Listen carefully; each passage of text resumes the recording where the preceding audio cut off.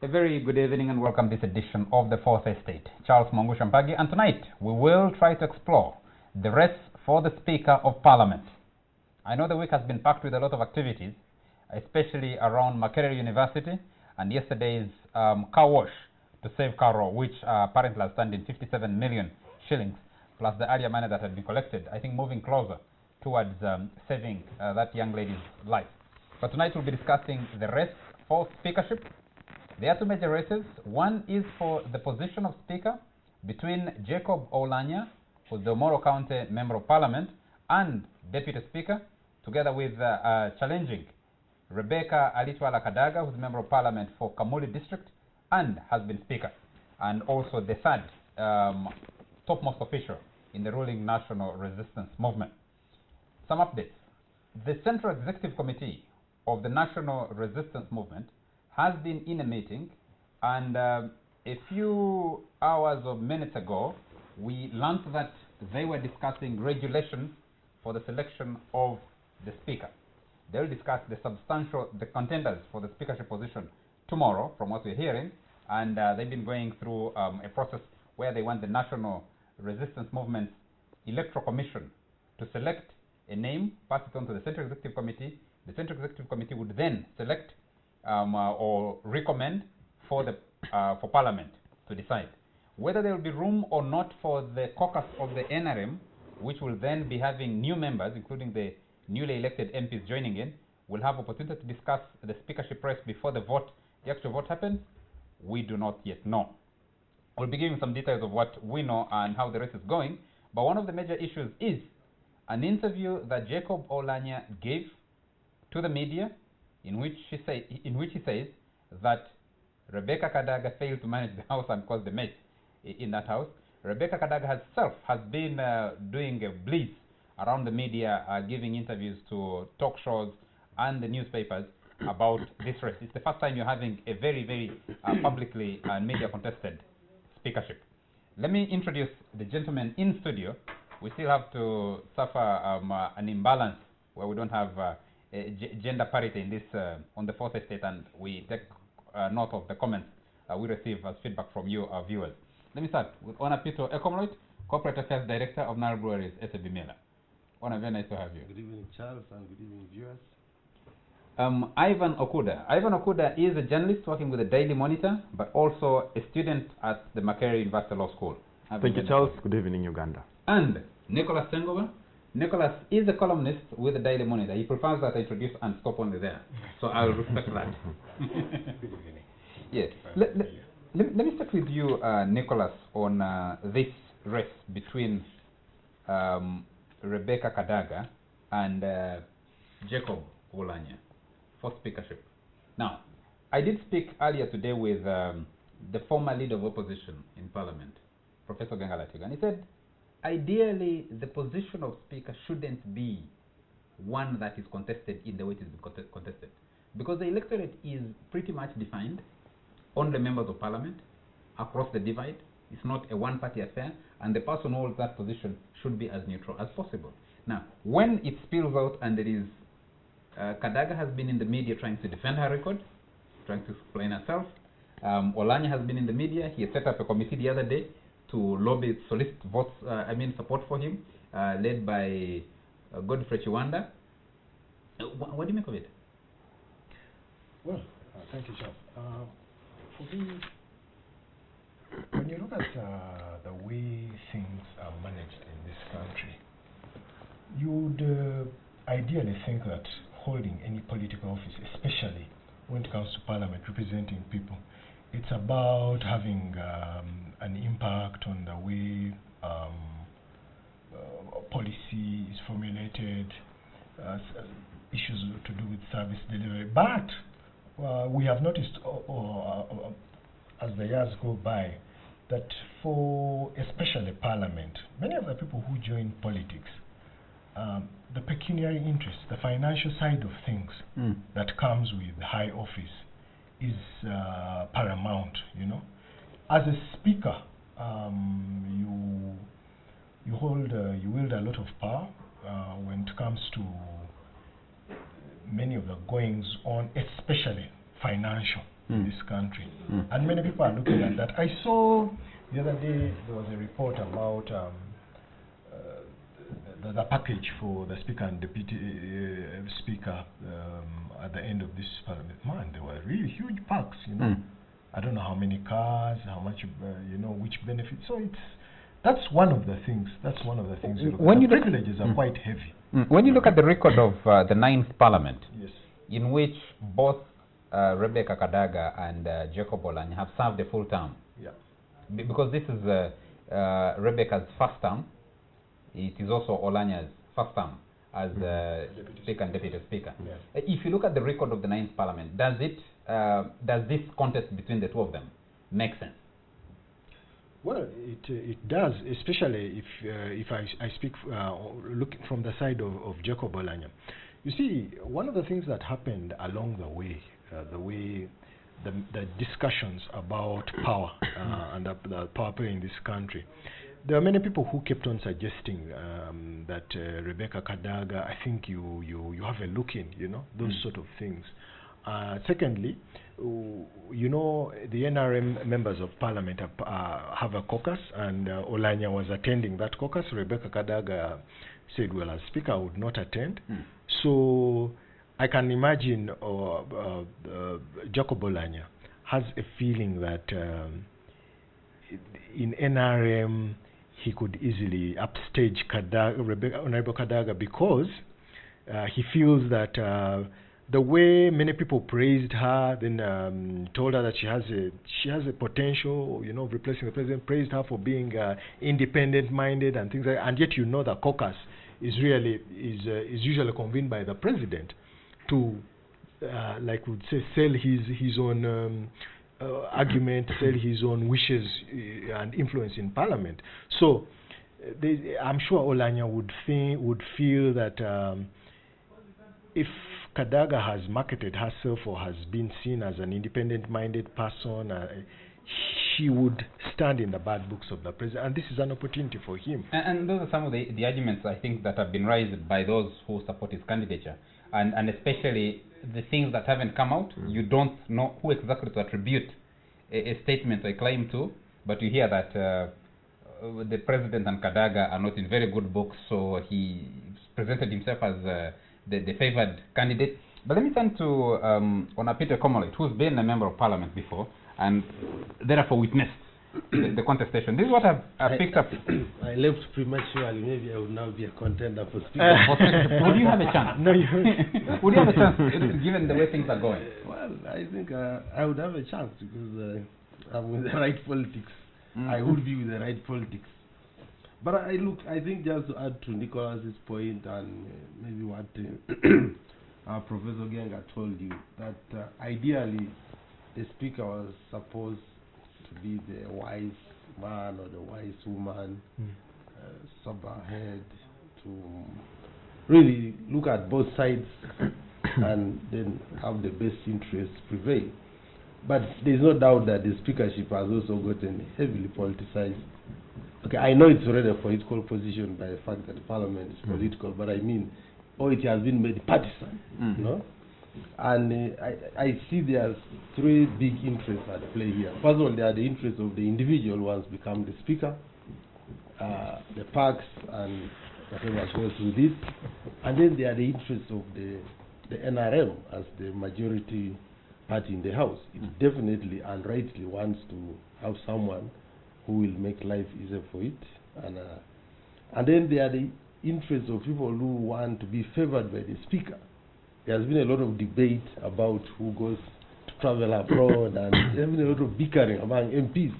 And I think people are trying to line up to have a Speaker who will remember you and make sure that when opportunity strikes, when trips come up, you are first in the queue. But when it comes to the two individuals, well, I think right now it's quite dicey for both of them, because I believe the president would want to project, would want someone who projects a sense of unity in the NRM as the majority group in Parliament. And if they start tearing themselves apart, this may open the way for what you call a dark horse to come into the picture. Because some people may tell the president that, look, even if you retain Kadaga, she is now a divisive figure. If you bring in Oulanyah, it's also a divisive figure. So maybe both of them should go and do other national duties, and someone else comes in. So the name that has been rumored is the one of the Foreign Affairs Minister, Sam Kutesa. Is that the dark horse you're referring to? No, I don't. I think he has repeatedly denied, but again, I know as an NRM cadre, he would tell himself if the party wants, he would be indisciplined not to go by the wishes of the party. So I think whatever comes out of SEC, it will be very interesting. But I also know that President Museveni would not want to be predicted, and he wouldn't want people to appear like they are self-made, they are swaying the house. He would want to have a say who becomes the speaker. So I think they are walking a very tight rope. Are you concerned that already the president, who heads one arm of government, which is the executive, is wielding so much influence on who becomes speaker and how the how parliament is run? Because if no, I'm not concerned. I imagine any president in the world would want such a situation. I mean, I think many people or many presidents must be admiring President Museveni if you can control or envy. Or sympathizing. You can control the executive, the legislature, and some people even allege the judiciary. That's the perfect desire of any leader. Ivan, if you could come in at this point. Yes, you have such a contestation. Behind the scenes and overtly, we have been told of stories on how much the person the president prefers to be speaker will be speaker. And one of the major issues that have come out in the contest between Jacob Oulanyah and Rebecca Kadaga has been, who does the president prefer? Kadaga has been on the defensive to try and explain that they are not on a war path with the president. Oulanyah and his people have been trying to sell the line that he has the covert endorsement of the president and therefore represents the interest of the president. Is that healthy for democracy, especially in a house where you have 80% belonging to the ruling party? The ruling party that does not run as an independent entity runs as part of the executive of the state? Of course, I'm very cynical about the whole thing, because at the end of the day, it boils down to the question, does parliament actually matter in the whole equation? Yes, parliament is such an important institution, but because of the adulteration of democratic processes over the last 30 years, parliament has been reduced to simply an appendage of the ruling party, which ruling party is also an appendage of family, friends, in-laws, and Museveni and company. So that for me is the beginning point of what you're talking about. How much power the president wills. Do you want the president to work with the strangers? Yes, work with people he knows. No, he should work with the people he knows, but not abuse processes and abuse the integrity and also independence of the house. Because, Charles, this parliament bears the importance, especially in terms of constitutional advancement of our country, that the parliament of 1967 under Milton Obote did. When they sat and under duress really passed the pigeonhole constitution. It also bears the kind of importance that the parliament bore in 2005. Many will argue that the challenges that we face today can as well be tied to 2005 when the term limit was removed. Yes, yes, the term limit was removed. And there's also discussion around whether the president, if indeed wants to come back in 2021, will this time around lift the age limit of 75. So possibly that explains why we see a lot of agitation for the position, but also the president's invisible hand really this time becoming visible. You have everybody trying to play to his gallery, and possibly that feeds into the discussion on what role parliament will play in terms of whether we again go and rip the constitution and remove that age limit to serve the interests and desires of one individual and his life presidency project. Nick, let me come back to you on the same issue. How do you guarantee, because one of the Kadaga's strongest selling points is that she's able to project an independent house. But you and I know that to be able to be speaker in the first place, you must have the blessing of the big man. And that is playing out, especially at this time. Because I listened to her on Spectrum, and she was saying, you see, I have never been in a fight with the president. She held a meeting, I think, with some members of parliament, including old ones and new ones. She's trying to court a new constituency, And the discussion was, are you on a warpath with the president? If you are, then we need to shield you. Though I hear from that discussion, some of the people who support her believe that there is importance in accommodating of the opposition, in having a speaker who has the capacity to withstand some pressures and project an image of independence of that house. The contest about independence of the house and between the two people, where do you see it falling? Where do you see? First of all, this issue of the independence of the house, it has not been demonstrated. I have not seen it in the majority of the cases. Yes, there's you hear a lot being said about, issues, we shall oppose this, but then at the end of the day, after the NRM members, because you can imagine, we are going to have a house of about 400 and... close to 450 members. 58. Yes, 58. And 400, close to 400, and, about 400 will be, either NRM or NRM leaning, yeah, Now, and most of those people will go to that house knowing full well that you are in a parliament which has over the years, 63% of the people have not returned. Now this one is even 80 plus, and you will need the support of the party. So you cannot come in and start talking about independence, So there will be people who towing the line. So the issue of independence, I don't see it happening so much. What I actually see as what people are looking at as a contest, really, I have a feeling that the president, as the chief executive, would want to have influence over this house. And how does he begin? To ensure that nobody becomes speaker and then starts just stamping and saying, you see, I mobilized the idea. No. You can see that there is power play. Everybody is she's going to ensure that they all get so scared such that whoever becomes speaker is actually grateful to him. I can see, and I have a feeling that lineup will remain the way it is. That's my feeling. But you think they can go into a contestation whereby if one of them loses the speakership, they cannot become deputy because they're already candidates for the deputy speakership?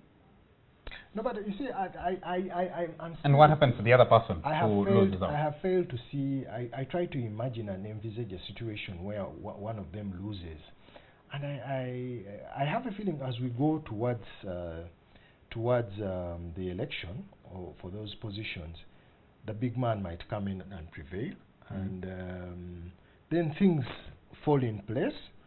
So what it does for him, one, if Honorable Kadaga becomes speaker, there will be that gratitude, and she will know that she got it. She almost missed it. She got it by a whisker. Secondly, the man behind will have hope.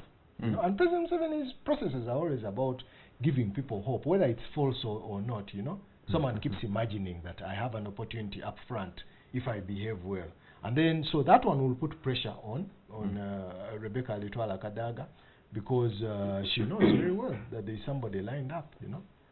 Well, unlike Nicholas, I'm not terribly sure that the two will bounce back. I think I would wish them to. They are decent Ugandans. They have done their best in the previous parliament. They are qualified. But I think that the next parliament is very critical for the president. Absolutely, and what he would want is to ensure there is no sort of discord which has already arisen out of this contest. Because why is it critical? It's in this parliament that the president, as he said, age limit will come up. And if it's to change, or if he wishes to serve again, or if the NRM, as it always does, tells him to serve again, then the parliament would have to amend the constitution. But even if the president is going to respect age limit and has to leave, the issue of succession will have to come in big time. And I think there may be some need to amend the constitution to suit the interests of the president in terms of who succeed him. There may be need to amend the constitution to create terms for a retired president, which will be him. So I'm sure something has to give in the constitution and it will require a parliament which will not be rancid, Yeah, but which you will see- not be but you see, Oulanyah- divided, which will not be... But I think if you look at the numbers, you have 458 members. They can't even fit in that chamber. They might have to sit in session. But out of those, almost 80%, 85%, I know. there's people who do mathematics. Almost 85% belong to the ruling party or are allied to the ruling party if they're independent. And the rest, as history has shown, are not allergic to being, influenced. Yes. You know? Now, why would it matter really who you have as It speaker? matters. The Yes. president, Yes. he knows that human beings are political animals. They change, and something can flip them. You can't. So first of all, you must be sure there's someone who will beat them to line, and if need be, make a ruling that may be controversial. That's but where it's legal. my argument starts. That's where I'm arguing from. Before you get someone to beat them in line, beat that person in line. Yes. So get people. You get a person like Rebecca, Kadaga, or Oulanyah who has tested the good things that come with being a speaker, and so knows the importance of either being a speaker or losing it. No, I'm just Okay. saying that No, if there are people now who Ivan has been want itching to come in. who don't want Jacob Oulanyah, and he comes in and they are substantial, they may be quietly against him, and he may not be able to rein in at critical moments to have them go by the interest. You can you take before we take The speaker is such an important position, even if you have 95%, if that was the case, in the extreme, members for the ruling party, especially if you flip back and look at how the Rebel MPs matter was treated, and the NRM essentially being embarrassed, the president being embarrassed by one, a Speaker of Parliament, who decides to look him in the eye and tell him, you're wrong here. These MPs will sit in front of me until the matter is disposed of by the court. I mean, that stand that the Speaker took was so significant to the, our development as a young democracy, and later confirmed by the Supreme Court that indeed a party cannot expel members of Parliament. The Speaker was right and the President was wrong. The Speaker, party chairman was yes, wrong. the party chairman, not just the party chairman, but the whole party was wrong. Yes. Because it was a decision of all the top party organs. So you need a Speaker of Parliament who will save you those kind of embarrassments. And because you see, we're at a critical stage. I mean, the country is really in a crisis. You have a president who essentially is literally buying legislations. You know how he influenced this House and twisted them to amend the Financial Act to be able to bypass Parliament and get money from the Treasury without parliamentary approval. They cracked a deal with him at Chankwanzi to be able to exempt themselves from paying tax on the allowance, because he had assured them, I'm told, that they were not able to get an increment on the salary. So the deal was to keep their money is to avoid. The deal was go to Parliament, you have the legislative power, remove the exempt yourselves from paying tax on your allowance, and then have your way, save yourself some money. So essentially, because he also wants to, it's really for play possibly for the next action in Parliament that we might. Let's take a break, and when we come back, we'll be discussing what stands in the way of Jacob Oulanyah, what stands to the advantage of Rebecca Kadaga in the race for the speakership of the 10th Parliament of Uganda. We'll be right back. You're still watching The Fourth Estate, coming to you live from NTV here at the Serena Conference Center. And tonight we're discussing the race for speakership with Nicholas Sengova, Ivan Okude, and Onapito Ekomoloit. The race is tightly between Jacob Oulanyah, Member of Parliament for Omoro County, and Rebecca Alitwala Kadaga, who's Member of Parliament for Kamuli District. Is there an actual contest between the two guys, Nicholas? Well, you see... Or these are tendencies. Christopher used to call them tendencies. There appear to be tendencies of a contestation for this position. Do you believe that fundamentally there is a contestation, especially when you know that whoever is going to become speaker is going to be predetermined first by the NRM, Electoral Commission, the Central Executive Committee, the caucus possibly, and ultimately the party chairman, who's also President Yoweri Museveni? Well, contest in the sense that you have two people who have no, two, by the way, the other people, we are not talking about the fringe contestants, people like Theodore Sekikubo, you know, and so on. So there's a contest because there are people who are interested, who have come up, they are selling, they are marketing themselves. So that is as far as a contest is concerned, you can see that for all intents and purposes, there are people vying for this and they are serious about it, whatever their intentions might be. But like we were discussing through the outbreak. You see a lot of the politics of NRM playing out, and if you have followed the way Yoweri Museveni operates, you can see these two characters are going at each other's necks. Somehow I have a feeling that as they play, and especially Honorable Kadaga saying that, you know, the president has my ear, you know. They are playing to this, to the members of the parliament, the entire Ugandan crowd, but they are also, you know, speaking to the president, you know.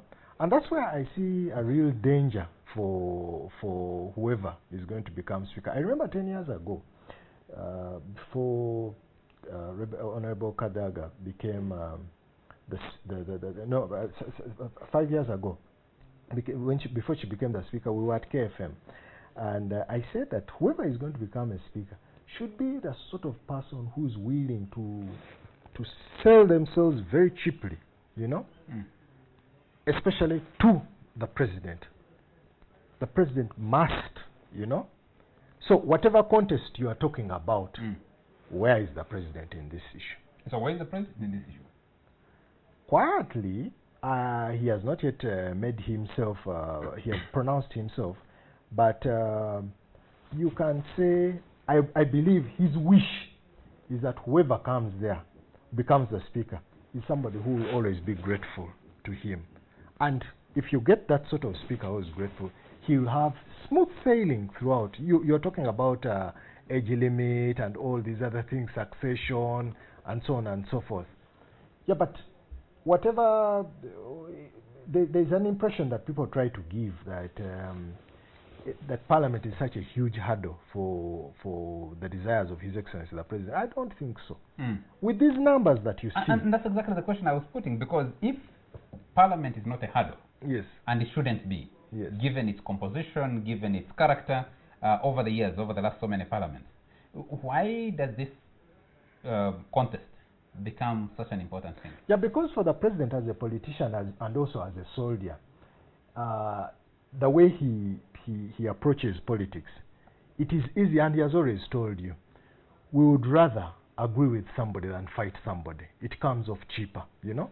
If you are going to have a complacent speaker who can beat and put Parliament in, and make Parliament look fit in your vision and your desires, without you having to either convince them financially, you know, very, very heavily, like it happened, you know, when you had the amendment for the term limits, you know. 105.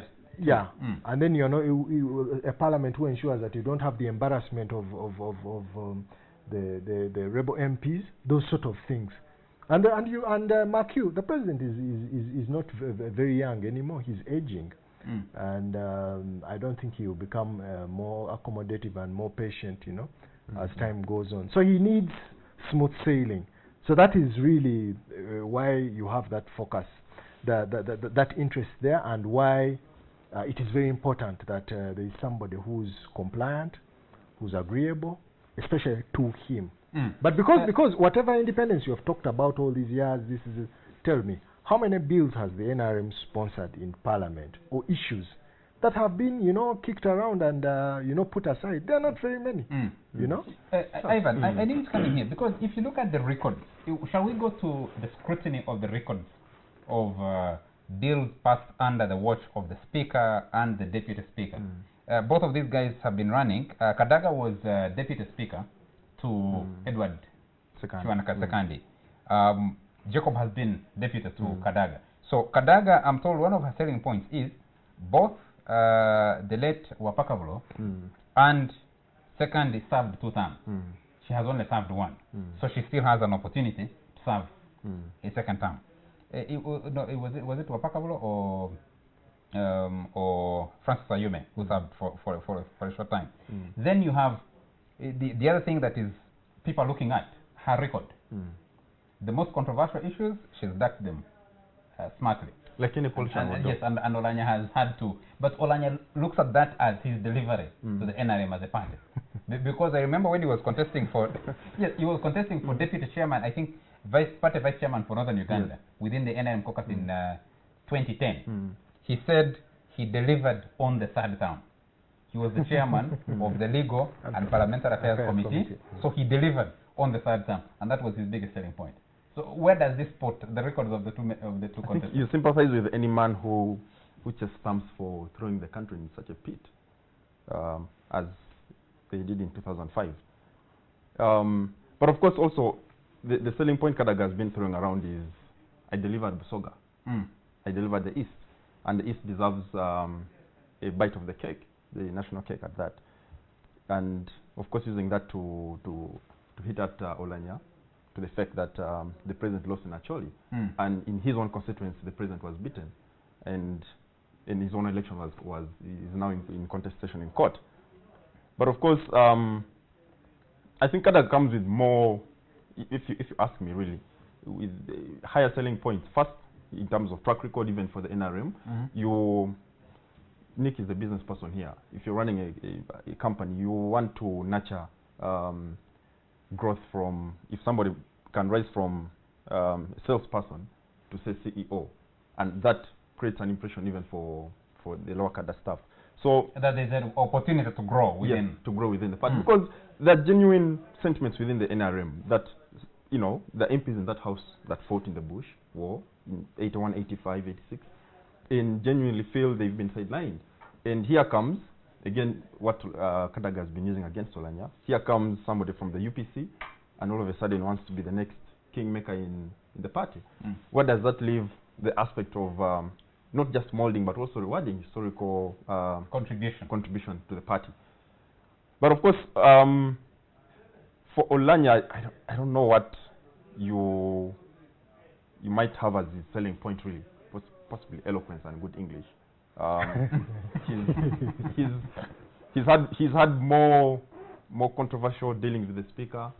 You know, media exchanges, the kind of exchanges you didn't have with between Kadaga and Sekandi, the kind of exchanges you didn't have even before that pair, and yeah, he's had a fair share of this scandal. I've been told that the following things are working in Kadaga's favor, from especially the discussion that will be concluded in SEC tomorrow, in the Central Executive Committee tomorrow.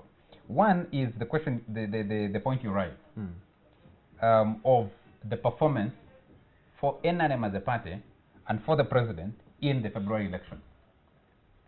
Kadaga, at one of the meetings she had with President Yoweri Museveni, I'm told she said, at least I have managed to keep Mbabazi out of Busoga for you.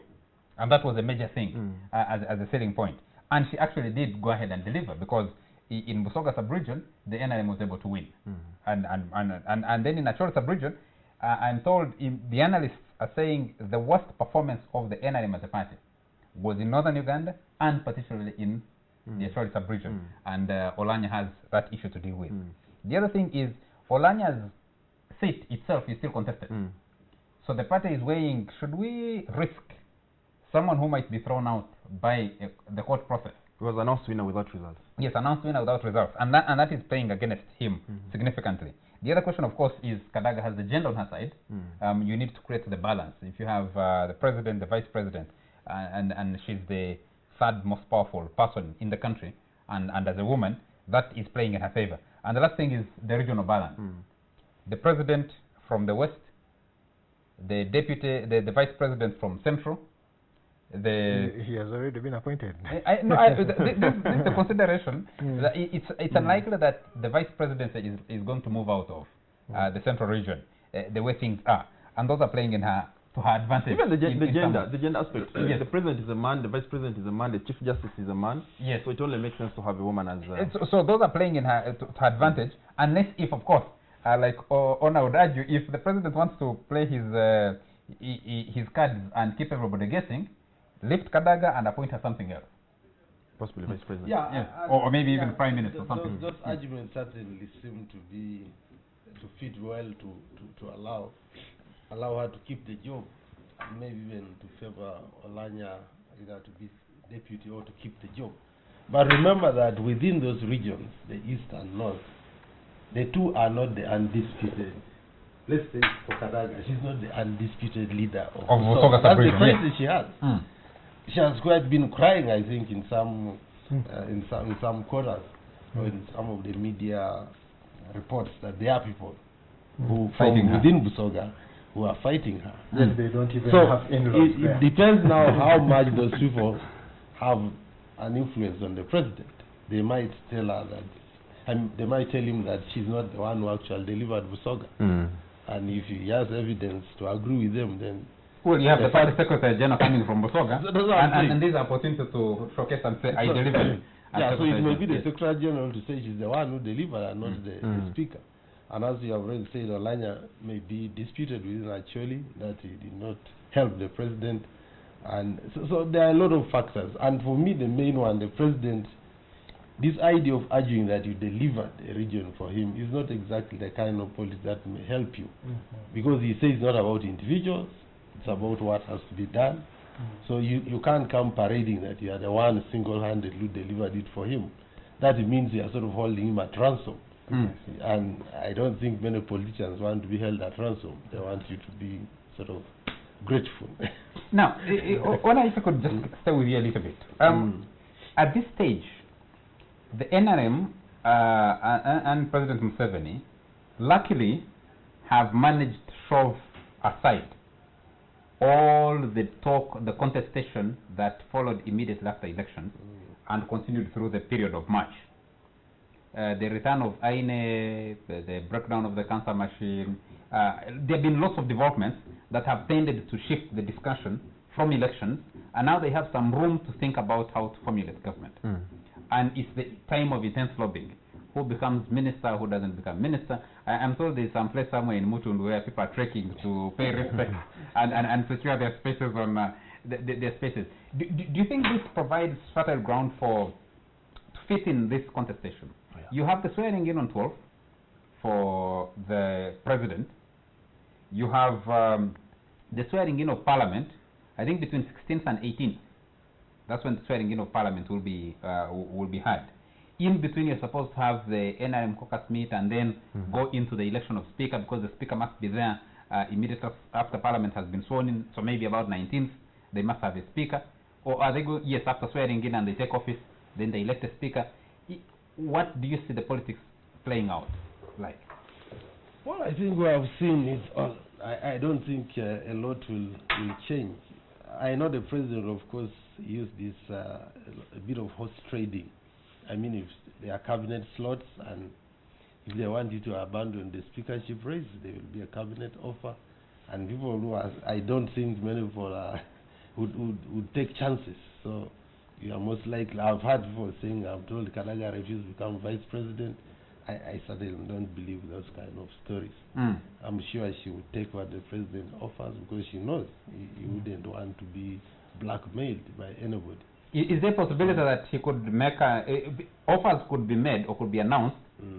You abandon what you're fighting for, and then afterwards there's no deliver on the. I don't think we've got that far. I don't think we've got that far. No, but you see, for me, I still insist that, you see, if you have that sort of situation where you know the president is holding all the cards to his chest, whoever gets anything out of this will be very, very good. Now, a person like Kadaga, if she becomes speaker after all, you know, that has happened, after all these rumors upon rumors, you know, so and so met so and so, you know, whether it's true or not, you know, the moment you get there and you become speaker, then you will have to be extremely careful with the way you move, you know, because you know.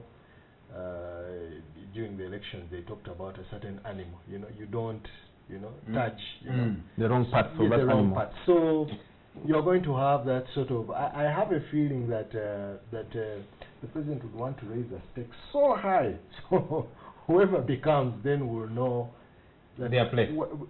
As they sit, you know, with their horsehair wigs, you know, one of their eyes is on the floor of Parliament, but the ear is, you know, is somewhere else. You're getting some instructions from somewhere. Precisely. And there would always be question: are your interests covered, sir? Then you know, that is what will come. Yes, Ivan. From what Nicholas is saying, possibly that will also shape this contestation, and the bruises it will leave on whoever wins will also shape the character of the speaker we're going to have. You may not have a cantankerous speaker who can afford to openly disagree with somebody as powerful as Mbabazi was at the time and tell the prime minister off. You may not have a speaker who will stand up and defend, you know, the constitution and defend the interests of the country when that's at stake, like we had in the case of the rebel MPs. What that means then is you'll have a speaker who is essentially subdued after this contestation and the bruises it leaves. Which again will go a long way to water down again the integrity and the independence of the House. Yes, and I have a feeling that when Jacob Oulanyah looks around, he feels he fits there because he has been accused, you know, of being, you know. So he feels that, you know, he has smelt blood and says, I have all these characters. I've never contradicted the president, you know.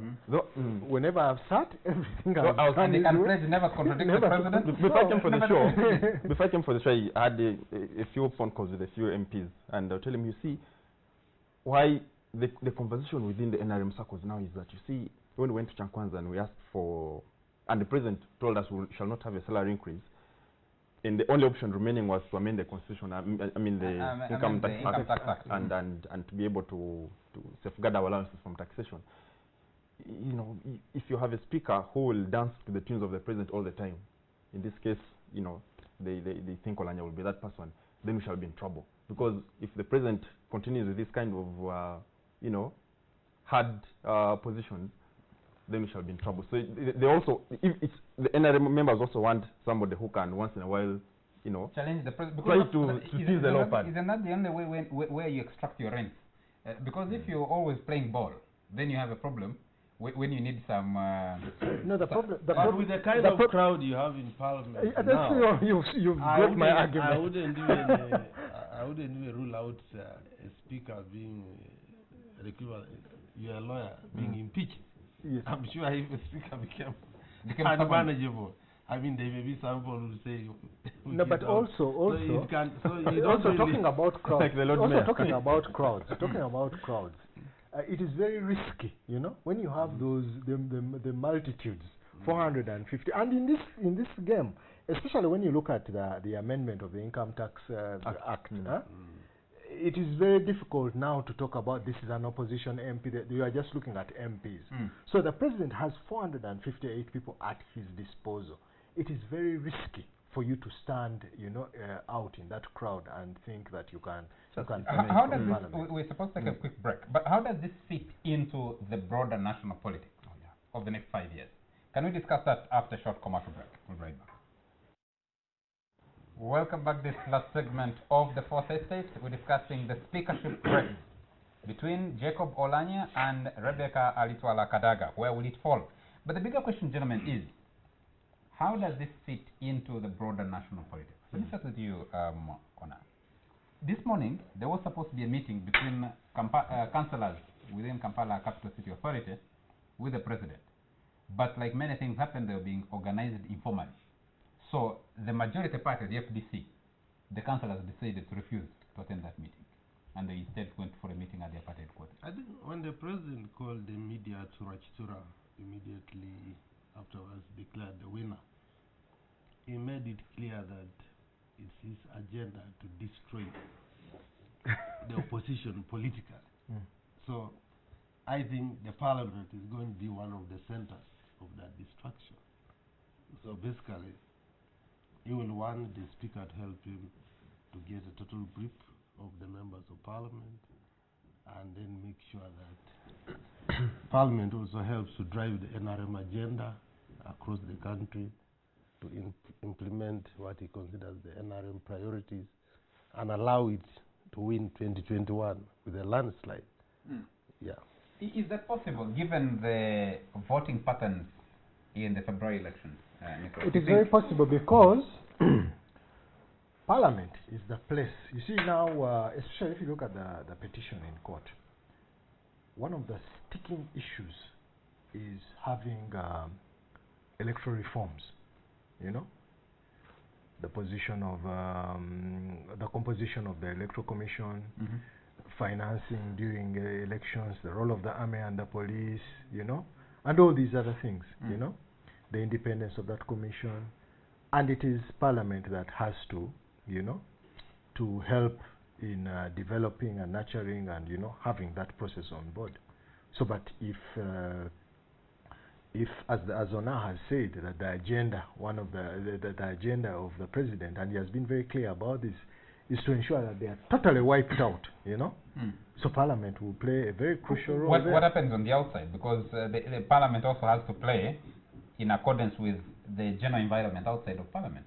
No. Depending on how the opposition behaves, the general population behaves. The problem with that is that in terms of numbers, the opposition is thin, at least with elective offices. And you can see there's a case now in court regarding the position of councillors and members of Parliament here in Kampala. There is an argument that this one is an authority, not a district, not a. The position of Nabila Nagai and all these other MPs and councillors, and you know, so it should not be represented by that. So. And the electoral commission is. And the electoral commission has come. They were nominated, you know, under its watch, and then they have come and, you know, they're in court and say they are conceding to everything. They say yes, they were not properly nominated. Yes, it is wrong, you know. So that's sort of, you know. So when you have those sort of dramatic scenes, you know, that one tells you what is to come, you know.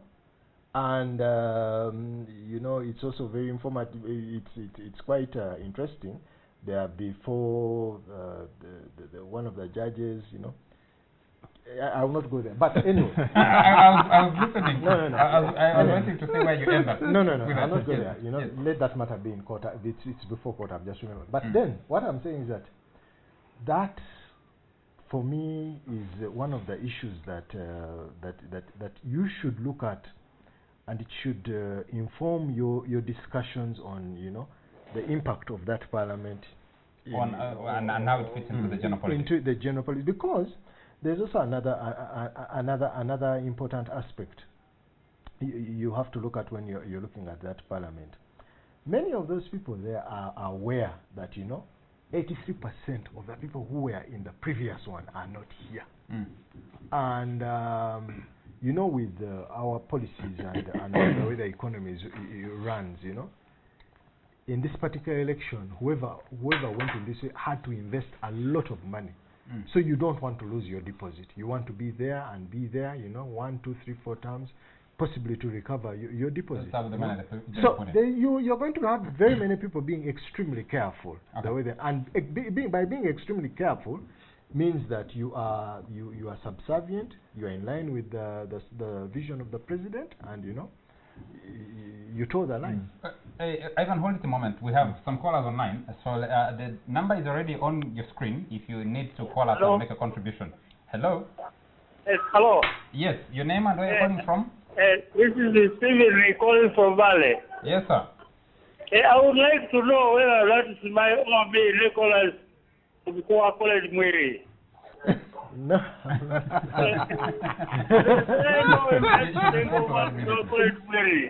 No, I'm not from Soka College. No, I'm not from Soka College. Many producers, great intellectuals. Okay. If he's the one, please let him have my number. Okay. Share the number with the production team. We have another call online. Hello. Yes, hello. Good evening, gentlemen. Good evening, sir. Your name and where you're calling from? Yeah, my name is Nick Dumba. Yes, Dumba. Yeah, and now you brought up a very interesting thing where the president, of course, was in Victoria with the press conference telling people that I want to wipe out, you know, the position and all that and all that. You see, I don't know why he has, well, I'm sorry, but I call that a rudimentary kind of thinking. At one time, I I actually, talking about the speakership, at one time, there was something I came up and I wrote it, and I thought the ideal position would be for speakership and deputy. If, for instance, we have a parliament which has opposition, if we could have a speaker from one party, then let it be mandatory that the deputy comes from the other party. I think that would really create a balance, and it could, bring about sanity and all these, funny bills that are being passed because both the speaker and his deputy are belong to the same party and all that. I don't know how. Of course, that's not possible because possibly it's not cared for anywhere in our constitution. But I feel that would, bring about some level of sanity. Thank you. Yeah, thank you very much. Thank you very much. Do you have another call online? Hello? Hello? Hello. Yes, sir. Tell us your name and where you're calling from. Zaman from Nakaseke. Yes, keep your question or comment brief. Yeah, my comment is about the president is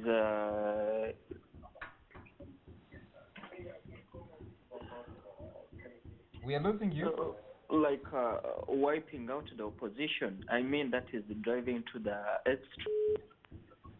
And yes,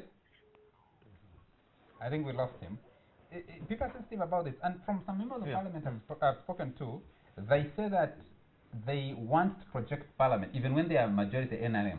They want a parliament that has some level of independence, and they want a parliament that has some respect for the opposition, because they think, I think some people are thinking about the next 5 years, which Honor has been arguing, how Yoweri Museveni as an individual sets the agenda for 5 years after this election. Is he a candidate in 2021? Will that therefore impact on the age limit provision in the constitution? Will he be planning a successor, and who that successor will be? And therefore some people are thinking, we are coming into parliament for the first time. We cannot entirely tie our fortunes to a man who may or may not be there in the next 5 years. Let's pick another caller. Hello? Hello? Hello? Yes, sir. Your name and where you're calling from? This is Emmanuel. Yes, Emmanuel. This is Emmanuel. Yes, Emmanuel. Go ahead. From Soroti. Sure. Go ahead. It is only for us to think that there is no invisible army on the side of Oulanyah. You see the way he came to Parliament. It clearly indicates that there is an invisible hand that made him come. We can't hear you well. Yes. Can you reduce the volume of your TV or walk away from it? Hello? Emmanuel. We have another caller. Hello. If you're calling in, kindly don't try to listen to yourself on your own TV. Speak to us first, and then you'll be able to hear and follow the conversation better. For us to be able to get your comment, turn down the volume of your TV set. Yes. Hello? Yes, sir. We can hear you. Yeah, I'm Zamun again from Nakaseke. Yeah, my comment was, if the president is coming specifically to destroy the opposition that's driving to the extremes, I mean, Ugandans can wait for him or for the government if they give them that, should I call it a consolation. We enjoy that peace, at least. If they go beyond, in Uganda they say you can't defeat somebody, you can't throw somebody down, again you bite him. That is beyond, it's always the coward. I think so something, Nick is in a better position, they say, Omega Toluma. Yeah, something like that. Yes, go ahead. That's what we say. So it's not good for him to mean that he's so weak. He's already powerful, let him leave us. We have that consolation of our man, Ifungwa Barabara. We maintain that, and they enjoy their thing. Should they go beyond, I'm sorry. Thank you. They will regret. Otherwise. Thank you very much. Do you have another caller? Yes. Hello? Hello? Yes, Charles. Yes, please. Your name and where you're calling from? My name is Jomeo Richard. Yes, Jomeo. You look good. Thank you. should become the speaker. Comment. First of all, I'm impressed by the guest. The inspirational young man next to you is encouraging us to really have hope that it's time for regime change. My viewpoint of, first of all, the contest is... Oh, no. Oh, sorry. We lost Jamel. Could you please try and call us again? We will hopefully will have a few minutes or seconds to pick you up. Hello? Do you have another caller? Hello? We lost that one as well. Let's take the last caller. Hello? Hello? Yes, sir. This is Emmanuel still. Yes, Emmanuel. My only comment is that Rebecca Kadaga should just consider that she has no upper hand of taking that seat. Oulanyah is the next speaker of this parliament, because we have seen even the criteria he coming to parliament is questionable, which is there's an invisible hand. Emmanuel, if I may ask, are you one of the incoming MPs? Because the electorate for that position is pretty much defined. I'm telling you, out of the way things are, it looks like Oulanyah has the upper hand from the members of the party, because the party would want ideas to be sold in the parliament and be concretized in parliament for the good of the party. So where are we? Where the party looks at Kadaga as a betrayer of the party in certain situations. Okay. Okay. Thank you very much, Emmanuel. We'll need to bring this discussion. We should have declared when we support. Yes. No, that's not, you didn't get him right. What Emmanuel is he's speaking like Ona usually speaks as a realist. He says that if a man came to parliament in an election where he was declared a winner without the results, you know, then that man, you know, has an upper hand. You know, there is an invisible hand behind him that is putting. So he's saying that Oulanyah, that alone gives Oulanyah an upper hand in this whole process. That's what he was saying. Yes, Ivan. The callers are quite jittery, especially with the statement wiping out the opposition. I think anybody would be myopic to think the opposition can be wiped out. You can afford to legislate thanks to a rubber stamp parliament against the opposition. You can afford to wake up and have a law that outlaws opposition in the country, but you cannot wipe out opposition, because opposition is an organic product of grievances with the regime. The people that are genuinely concerned about unemployment that is one of the highest in the world among our young population, that are concerned about broken service delivery, that are concerned about systemic corruption, that are concerned about one of the most incompetent governments anywhere on African continent. You can not legislate those grievances away. You cannot wipe out that critical mass of people away. So I think anybody would even be wasting their time to bother much about the president's threat to wipe out opposition. It's just not possible. But I think from the president, make a contribution. There is the domestic politics. The formations that emerged February 18th, the 3.5 million Ugandans that were declared as having voted for Kizza Besigye, for example, if you add the other contestants, you have maybe 3.8 million Ugandans. Then you have the significant section of the population, about 5.2 million Ugandans, that didn't even turn out to vote, so you don't know where their loyalty belongs. The European Union Election Observer Mission, which was in Uganda, released its report, I think on Friday? I think on Friday. And they are making some serious recommendations. We are also told that there are lots of external interests that are focusing on this election, especially the Commonwealth Observer Mission slammed this election. The European Union Election Observer Mission slammed this election.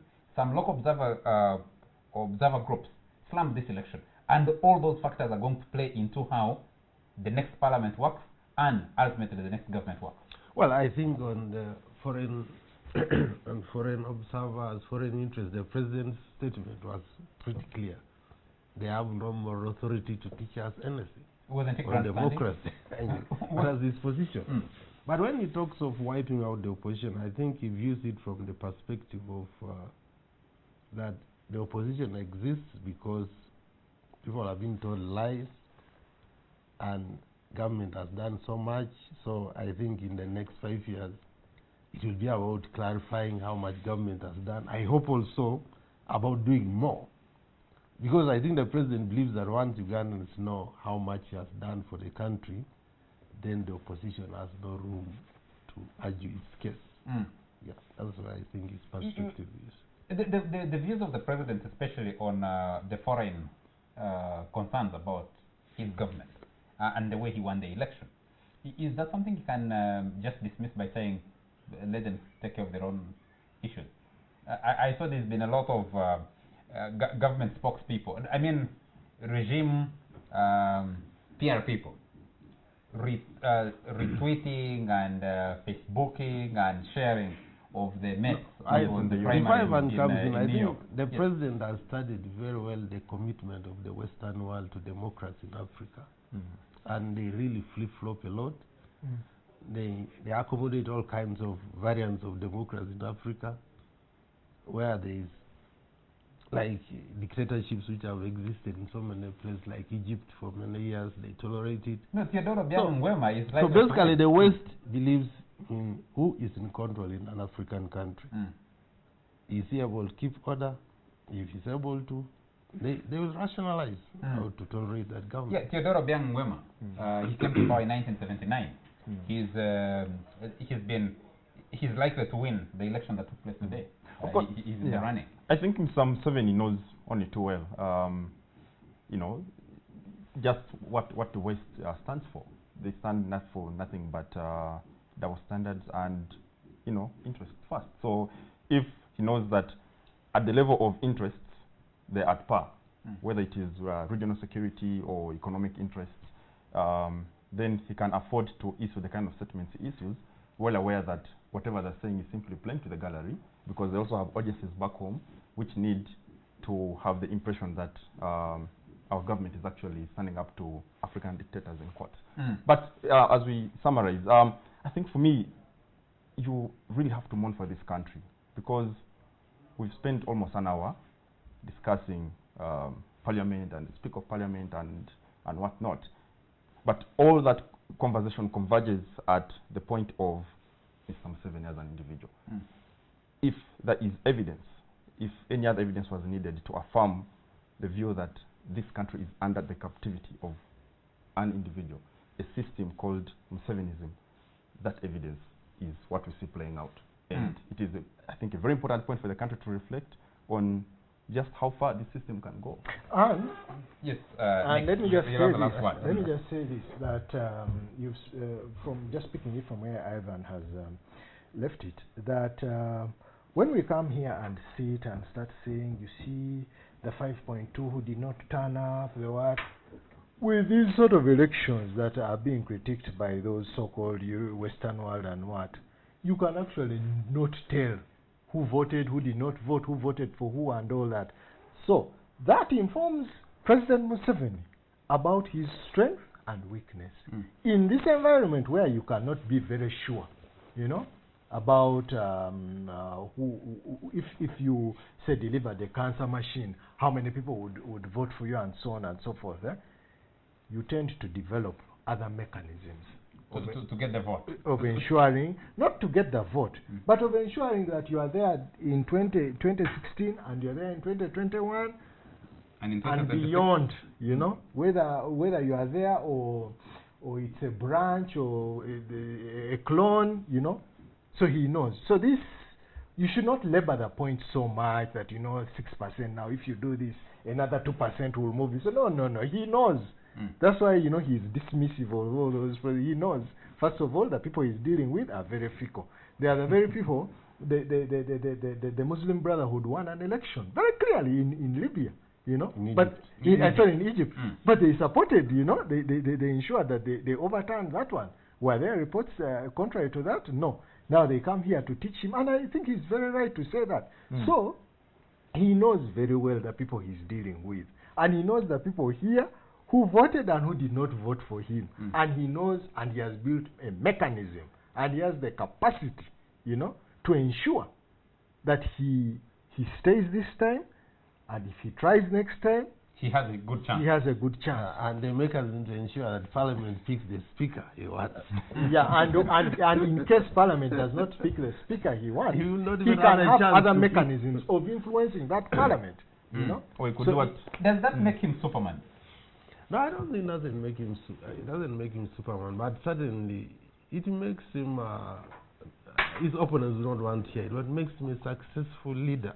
I mean, an individual wants to influence society as much as he can. It's a human. It's a bit, one may say it's selfish, but it's what most human beings have desired down in history. But to say he has done it. Machiavellian. He has done it, and to say successful to him. Gentlemen, our time is out. We need to get out of here. For those lovers of the Congolese rumba music, they're mourning the passing of Papa Wemba, who collapsed at a stage in Abidjan, where he was performing at only 66 years. He collapsed and died, and I know the Congolese music influenced quite a lot of Ugandans. And of course, after the successful car wash yesterday, the contributions to Save Carol should still continue coming in. Two black artists died before the age 70, and one monarch has been celebrating 90 years.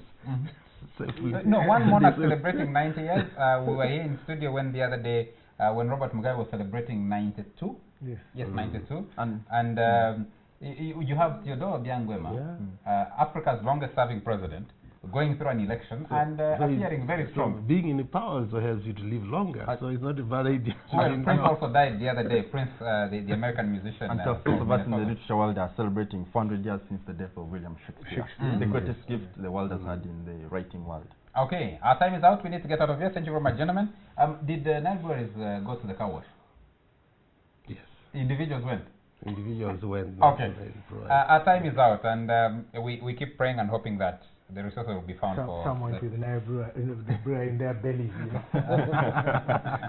Thank you very much, gentlemen. Thank you very much to all our viewers for joining us tonight, and always thank you very much to the production crew that stays up late, this late, to deliver the show to all of you. Have a good night.